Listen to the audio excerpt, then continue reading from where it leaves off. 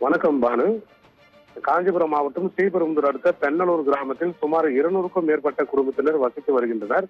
இங்கு குடியிருப்பு பகுதிகள் மத்தியில் அதே பகுதியைச் சேர்ந்த முருகன் என்பவர் ஏகே டெக் என்ற பெயரில் தொழிற்சாலை பிளாஸ்டிக் கழிவுகளை சேகரிக்கும் ஸ்கிராப் குடோன் வைத்துள்ளார். இந்த நிலையில் குடோனானது திடீரென தீப்பற்றி எரிய தொடங்கியது. மலமளவனு கொழுந்து விட்டு எரிந்தது. அதனைத் தொடர்ந்து குடியிருப்பு பகுதிகள் முழுவதும் புகை மூட்டம் சூழ்ந்து காணப்பட்டு குடியிருப்பு வாசிகளுக்கு சுவாச பிரச்சனை ஏற்பட்டது. உடனே இருங்காட்டுக்கோட்டை தீயணைப்பு துறையினருக்கு தகவல் தெரிவிக்கப்பட்டு விரைந்து வந்த மற்றும் இருங்காட்டுக்கோட்டை தீயணைப்பு துறையினர் தீயை கட்டுக்குள் கொண்டு வந்து தீயை அணைக்கும் முயற்சியில் ஈடுபட்டு வருகின்றனர். மேலும் குடியிருப்பு பகுதிகளுக்கு மத்தியில் பிளாஸ்டிக் மற்றும் தொழிற்சாலைகளின் கழிவு குடோன் வைப்பதை தவிர்க்க தமிழக அரசு நடவடிக்கை எடுக்க வேண்டும் என்று சமூக ஆர்வலர்கள் மற்றும் ஊர் பொதுமக்கள் அரசுக்கு கோரிக்கை வைக்கின்றனர்.